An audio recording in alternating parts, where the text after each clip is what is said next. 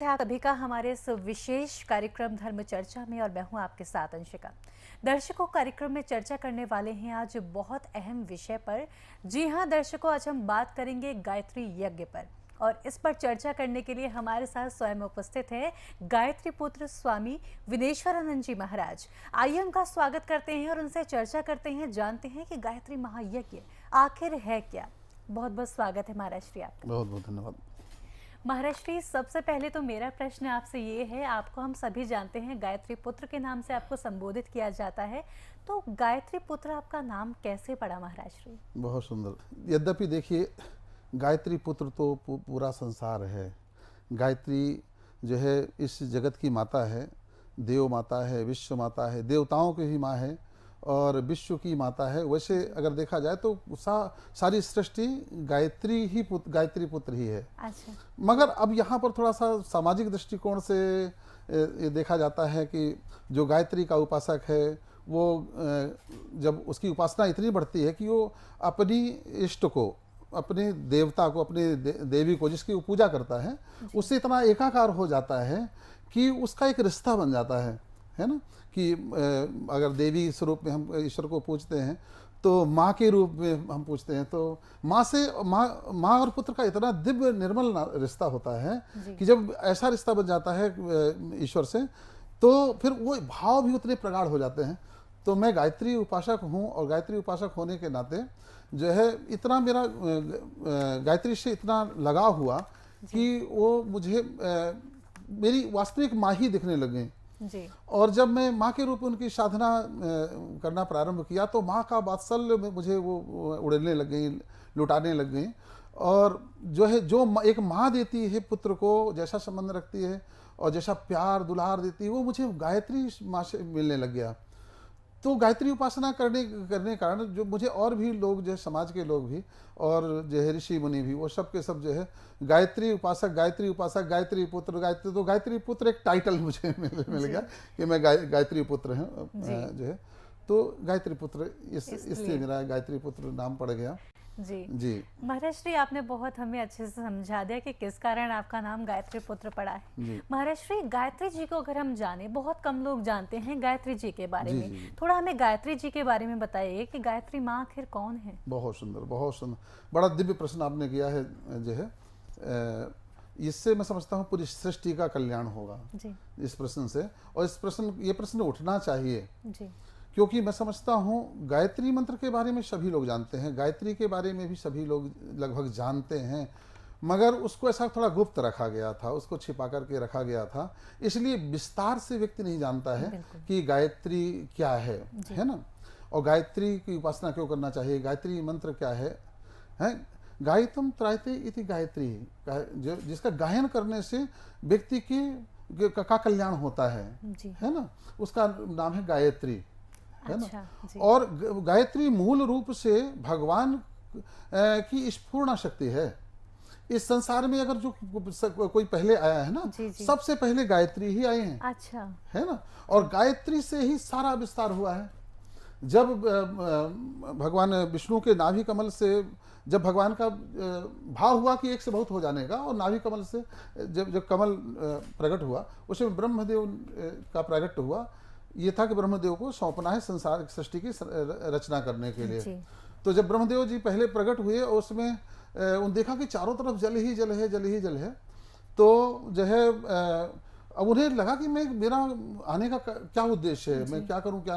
तो फिर उन्होंने जो है पुकारा भगवान को, तो और पूछा कि बोले मेरा उद्देश्य आने का क्या है जी। तो एक ही आकाशवाणी हुई थी, तप करो, और तप से जो है तुम्हें सब कुछ पता हो जाएगा। उस तप से ही गायत्री का प्रकट हुआ है, उस गायत्री शक्ति का प्रकट हुआ है। उस गायत्री शक्ति से ही फिर जो है ब्रह्मदेव ने इस पूरी सृष्टि की रचना की है। अर्थात मूल रूप में गायत्री ही सब कुछ है। गायत्री से ही विष्णु भगवान भी गायत्री का ही जप करते हैं, ब्रह्मदेव भी गायत्री का ही जप करते हैं, शंकर शिव जी भी गायत्री का ही तप करते हैं, है ना। और तो मतलब वो देवताओं की माता हैं, वो विश्व की माता हैं, वो जगत की माता हैं, वो जगत को चलाने वाली वो हैं, जगत का विस्तार करने वाली वो हैं। मगर हम ये कहें कि मूल रूप में गायत्री ही सब कुछ है। गायत्री मंत्र ही कोई बीज मंत्र कहा गया है। गायत्री मंत्र के अगर नहीं है तो सब व्यर्थ है। हर एक मंत्र के मूल में गायत्री पहले होती है। अच्छा। तो गायत्री ही सर्वश्रेष्ठ है। और गायत्री तो और गायत्री मंत्र तो इतना श्रेष्ठ मंत्र है। अभी तो आप गायत्री के बारे में पूछा, गायत्री मंत्र के बारे में आपने नहीं पूछा, मगर मैं उसको और जोड़ देता हूँ। तो गायत्री मंत्र तो ऐसा श्रेष्ठ मंत्र है कि मैं समझता हूँ गायत्री मंत्र का अर्थ यही होता है कि उस प्राण स्वरूप, दुख नाशक, सुख स्वरूप, श्रेष्ठ, तेजस्वी, पाप नाशक, देव स्वरूप परमात्मा को हम अपनी अंतरात्मा में धारण करें। वह परमात्मा हमारी बुद्धि को सन्मार्ग पर प्रेरित करे, है ना। ये गायत्री मंत्र का अर्थ है। अर्थात मूल में सन्मार्ग पर प्रेरित करने का जीव के लिए ये एक प्रार्थना है गायत्री मंत्र जी। तो गायत्री संपूर्ण सृष्टि की मूल है जी। अब हम जो है गायत्री को जो है कोई देवी कोई देवता नहीं थी, ऐसा हम नहीं मानते। अच्छा, मूल रूप से वो जो है पूर्ण ब्रह्म, हाँ, स्पूर्णा शक्ति है जी। मगर हमने गायत्री को एक स्त्री के रूप में हमने जो है पूजना प्रारंभ किया।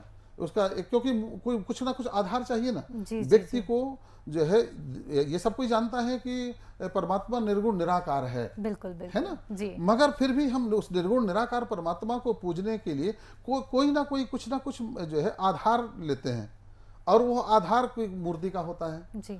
तो हमने गायत्री का आधार एक देवी का बनाया, और उस देवी के आधार आप देखें, गायत्री को देखेंगे आप तो गायत्री में एक हाथ में कमंडल लिए हुए हैं, एक हाथ में कमल लिए हुए हैं, एक पुष्प लिए हुए हैं, और एक हाथ में आपका वेद लिए हुए हैं। ये एक सिंबॉलिक एक प्रतीक है गायत्री का। और हंस पर विराजमान है, एक ये भी देखेंगे आप, हंस पर जो है गायत्री विराजमान है।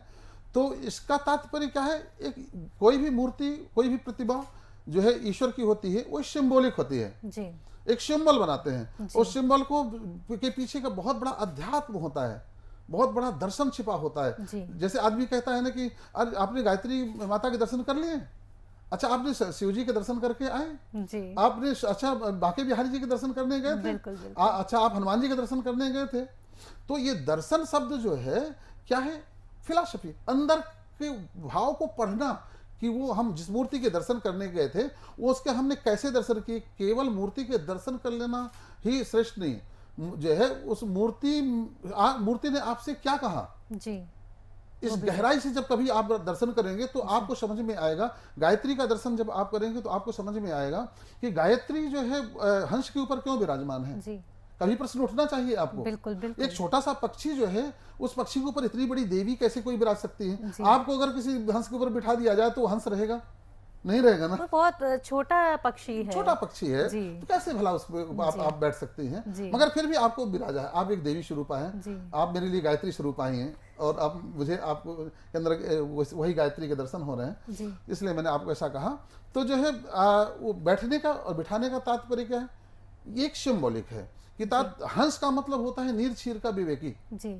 जो दूध पानी का पानी कर देता है जी, जी, आप दूध और पानी को मिला दीजिए और हंस को दीजिए, वो जो हंस होता है जी, जी, राजहंस होता है। इन हंसों में तो ये तो अब जो साधारण तालाबों में अभी हंस घूम रहे हैं तो ये तो मछली भी खाते हैं, तो वो इस हंस की बात नहीं कर रहे हैं। वो राजहंस जो होता है, वो राजहंस जो है वो नीरक्षीर का विवेकी होता है। वो आप दूध पानी मिला करके दे दीजिए तो पानी को छोड़ देगा, दूध को पी लेगा वो, है ना।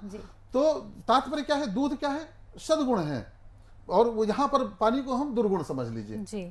तो जो व्यक्ति सद्गुणों को अपने जीवन में धारण करता है, दुर्गुणों को अर्थात बुराइयों को जो है निकाल करके बाहर कर देता है जी। ऐसा साधक हंस बनता है, और ऐसा साधक के ऊपर गायत्री विराजती है। अगर आप चाहते हैं कि गायत्री की साधना सफल हो, गायत्री हमारे ऊपर विराजे, हम गायत्री पुत्र बने, गायत्री जो है हमारे ऊपर प्रसन्न हो, हम जो है गायत्री की सिद्धि हमको प्राप्त हो, तो हमें चाहिए कि हम ऐसे नीर क्षीर के विवेकी बने जी। और दुर्गुणों को, अपनी बुराइयों को धीरे धीरे छोड़ते चले जाएं, अच्छाइयों को धारण करते चले जाएं, तो वो जो है क्या होगा, गायत्री हाँ गायत्री प्रसन्न हो जाएगी, गायत्री साधना हमारी सफल हो जाएगी, है ना। तो ये इसके बाद में कमंडल लिए हुए हैं, कमंडल में जल होता है, जल होता है जो है वो प्रवाहित रहता है सदा। हमारा जीवन सदा लोक कल्याण के लिए प्रवाहित होना चाहिए। पुष्प की तरह हम सदा खिले रहें, मुस्कुराते रहें, जो है प्रेम सदा के सबके प्रति बना करके रखें। माला लिए हुए, माला का तात्पर्य होता है सदा साधना करें, जप करें।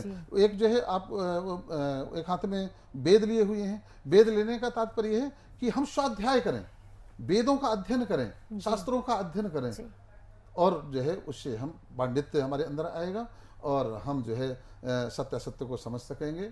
तो ये है गायत्री साधना।